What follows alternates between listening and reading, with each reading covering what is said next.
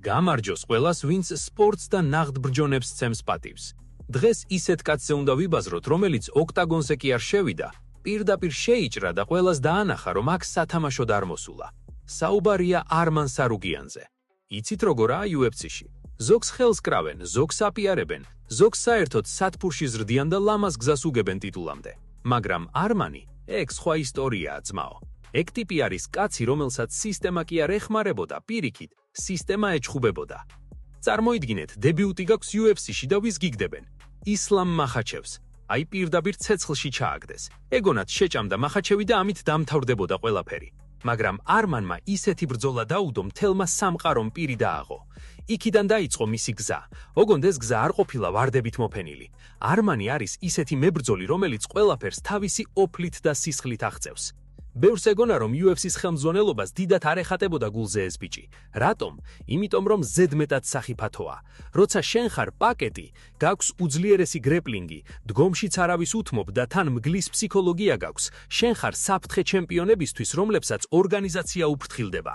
არმანი რეიტინგში იწევდა, ყველას ანადგურებდა, მაგრამ ტიტულზე ბრძოლას მაინც არ აძლევდნენ. თითქოს სპეციალურად არიდებდნენ თავს. აქ კი სცენაზე გამოდის შონ ომალი. ყველამ ვიცით შონი. ტიპი, რომელსაც ენა არ უჩერდება, მაგრამ საქმეზე რომ მიდგება, სიმართლეს ამბობს ხოლმე. ხო და ომალიმ პირდაპირ თქვა, არმან სარუკიანი და ილია ტოფურია. აი ეს არის ნაღდი ცეცხლი. მაგრამ იქვე დაამატა, რომ UFC-ს ალბათ არ უნდა ამ ბრძოლის ნახვა. რატომ? იმიტომ, რომ მათ ილია უყვართ როგორც ჩემპიონი. ილია მაგარია, დიდი სახელია, ბევრ პულს წერს. არმანი კი ისეთი ტიპია, რომელსაც შეუძლია ეს ყველაფერი ერთ წამში დაანგრიოს. ომალიმ პირდაპირ აღიარა, არმანს აქვს რეალური შანსი, რომ ილია დაამარცხოს. წარმოგიდგენიათ? ამას ამბობს კაცი, რომელიც თავად არის ამ სამზარეულოს შუაგულში. შეიძლება ილიამ ნოკაუტში გაუშვას, კი ბატონო. ეგ ილიაა და მაგისი ხელი ყველამ ვიცით როგორი უროა. მაგრამ 155 ფუნტში თუ ვინმეა ისეთი, ვინც ყველაზე დიდ საფრთხეს წარმოადგენს, ეს არმანია. ეს ხომ მარტო სპორტი არ არის, ეს ბიზნესია. UFC-ში ხშირად ჩემპიონობა მარტო ჩხუბზე არ არის დამოკიდებული. პოპულარობა და გაყიდვებიც მთავარია. და ამ დროს ჩნდება კაცი, რომელიც არ ელოდება, როდის გადმოუგდებს დანა უაიტი ძვალს. არმანმა სხვა გზა აირჩია. ის გახდა სუპერ ვარსკვლავი ოქტაგონის გარეთაც. აქტიურობს, ხალხში ტრიალებს, თავის სახელს თავად აშენებს. აი ეს არის ნაღდი კაცობა, როცა არავის შეხურებ პირში, არ იხვეწები შანს, არამედ თავად ქმნი ამ შანს. ომალი მისიც თქვა, რომ არმანი ლეგენდის სტატუსისკენ მიდის. ეს არაა უბრალო ჰაიპი. ტიპი არ ზის და არ ელოდება, როდის დაურეკავენ. ის სულ ფორმაშია, სულ მზადაა საჩხუბრად. ბოლოს და ბოლოს თვით დანა უაიტმაც კი ალაპარაკდა. დანამ თქვა, მე ვასება, რასაც არმანი აკეთებს. დანა ტყუილ უბრალოდ არავის აქებს ხომ იცით. მან დაინახა, რომ არმანი არ ჩერდება. ის მუდმივად მოძრაობაშია. და აი შედეგიც, არმანი აღარ არის უბრალოდ კიდევ ერთი მებრძოლი. ის უკვე ვარსკვლავია. ყველაზე დიდი ამბავი კი ის არის, რომ არმანი ოფიციალურად გახდა სარეზერვო მებრძოლი ილია ტოფურიასა და ჯასტინ გეიჯის ბრძოლისთვის. ეს იმას ნიშნავს, რომ UFC-მ კარები ბოლომდე ვეღარ ჩაუკეტა. ეს არის კაცის ისტორია, რომელიც ყველამ უარყო, მაგრამ მან მაინც დაამტკიცა, რომ საუკეთესოა. როგორ ფიქრობთ, ძმებო? თუ ეს ბრძოლა შედგა, არმანი შეეძლება ილიას გაჩერებას? თუ ილია მაინც თავისას იზავს და ყველას დაანახებს, ვინ არის მეფე? დაწერეთ თქვენი აზრი კომენტარებში, არ დაიზაროთ. შემდეგ პოლკაში უფრო მეც მოგიყვებით ამ დაპირისპირების კულისებზე. აბა დროებით. ხო და ძმებო, გავაგრძელოთ. რატომაა ეს თემა ასეთი ცხელი? იმიტომ, რომ არმან სარუკიანი არის ის პერსონაჟი, რომელიც არც ერთ სტანდარტულ ჩარჩოში არ ჯდება. UFC-ში უყვართ ტიპები, რომლებიც ან ბევრს ლაპარაკობენ და შოუმენები არიან, ან კიდევ ისეთები, ვინც ორგანიზაციის ყველა დაძახებულზე კი ბატონოს იძახის. არმანი კი სხვა მოვლენაა. ეს არის სუფთა სისხლის მებრძოლი, რომელმაც იცის თავისი ფასი. დააკვირდით ერთ რამეს. როცა ომალი ამბობდა UFC-ს არ უნდა რომ არმანი ჩემპიონი გახდესო, იქ ერთი დიდი სიმართლე იმალება. ილია ტოფურია, ჩვენი სიამაყე და უდავოდ უძლიერესი მებრძოლი, ორგანიზაციისთვის არის ოქროს საბადო. ილია ევროპის ბაზარს ხსნის, ესპანეთს და საქართველოს აგიჟებს, საოცარი ქარიზმა აქვს. UFC-ს აწყობს, რომ ილიამ ქამარი დიდხანს ატაროს და ამ დროს ჩდება სარუკიანი, რომელიც სტილისტურად ილიასთვის ყველაზე უხერხული მეტოქეა. რატომ? იმიტომ, რომ არმანის გრეპლინგი და დაუღალავი ტემპი ნებისმიერ სულს აძრობს. ბევრმა შეიძლება თქვას, რას ქვია არ უნდათო? ძმაო, ეს ბიზნესია. მათ უნდათ ბრძოლები, რომლებიც მილიონებს ყიდის. არმანი კი თავიდანვე რთულ ბიჭად მონათლეს. გახსოვთ, ერთხელ დანამაც კი ახსენა. არმანი ცოტა მანიაკივით იქცევა, როცა ღონისძიებებზე მოდისო. ნუ ახლა ჩვენს ძმობას და ჯიგრობას რა უთხრათ, ცოტა ცხელი სისხლი ყველას გვაქვს, მაგრამ ამერიკულ კორპორაციულ სამყაროში ეგ ყოველთვის არ მოსწონთ.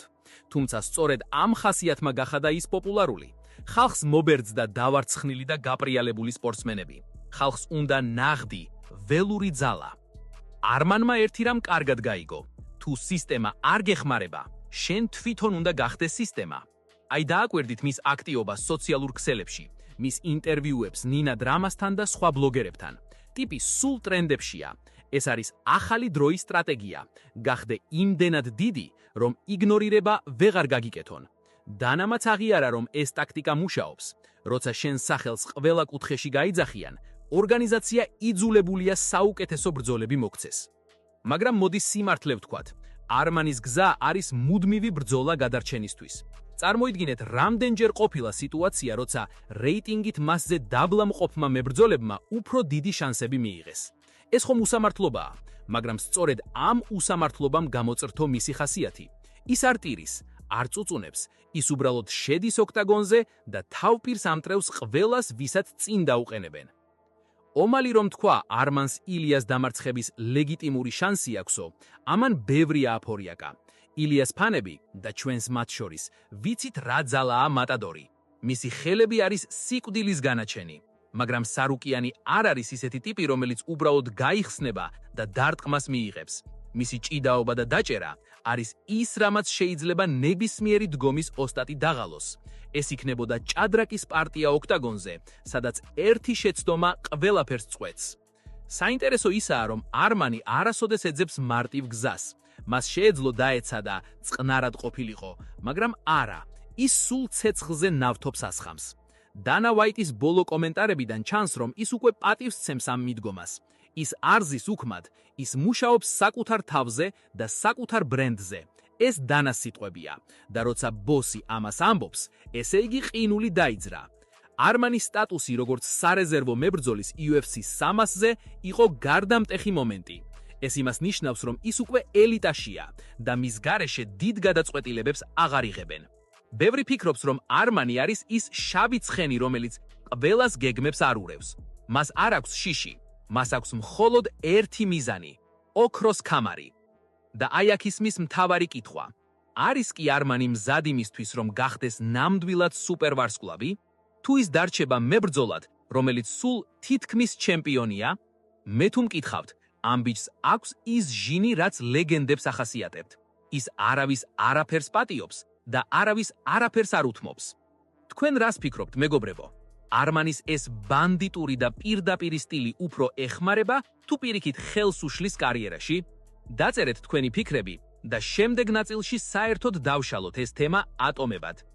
ხო და მოვედით ფინიშამდე. ახლა მთავარი კითხვა ის კი არა, რამდენად მაგარი მებრძოლია არმან სარუკიანი, ეგ უკვე ყველამ გავიგეთ. არ მედის რა ელის მასამ ჯუნგლებში, რასაც UFC ქვია. არმანმა ყველაზე რთული რამ გააკეთა. მან აიძულა ხალხი, რომ მასზე ელაპარაკათ.